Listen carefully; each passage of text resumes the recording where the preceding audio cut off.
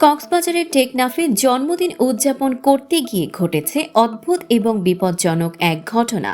সামাজিক যোগাযোগ মাধ্যমে ভাইরাল হওয়ার উদ্দেশ্যে নিজের দামি মোটর সাইকেলেই আগুন লাগালেন শাহ আজম নামে এক যুবক।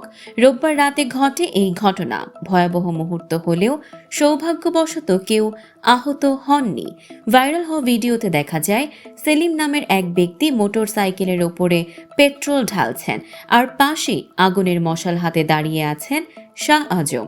মুহূর্তেই আগুন ধরে যায় এবং দ্রুত চারদিকে ছড়িয়ে পড়ে। আশেপাশের যুবকরাও আতঙ্কে পানি ও বালতি নিয়ে আগুন নেভাতে ছুটে আসেন, আর পাশে জ্বলজ্বল করতে থাকে 30 ইয়ার্স লেখা জন্মদিনের সাজসজ্জা। এরপর শাহ আজম এক ভিডিও বার্তায় দাবি করেন আগুন লাগানো ছিল পরিকল্পিত নয় এবং তরুণদের অনুরোধ করেন যেন এ ধরনের ঝুঁকিপূর্ণ ভিডিও কেউ না বানায়। ঘটনার প্রত্যক্ষদর্শী কন্টেন্ট ক্রিয়েটর বেলাল পুরো ঘটনাটি ধারণ করেন। আরেক কন্টেন্ট ক্রিয়েটর লোকমান জানান, মাত্র কয়েক সেকেন্ডের ভুলেই বড় দুর্ঘটনা ঘটতে পারত। তারা আল্লাহর রহমতে বেঁচে গেছেন। সম্প্রতি ময়মনসিংহেও একই ধরনের ভিডিও বানাতে গিয়ে কন্টেন্ট ক্রিয়েটর আলামিন অগ্নিদগ্ধ হন এবং বর্তমানে চিকিৎসাধীন। এ ঘটনাও নতুন করে উদ্বেগ বাড়িয়েছে।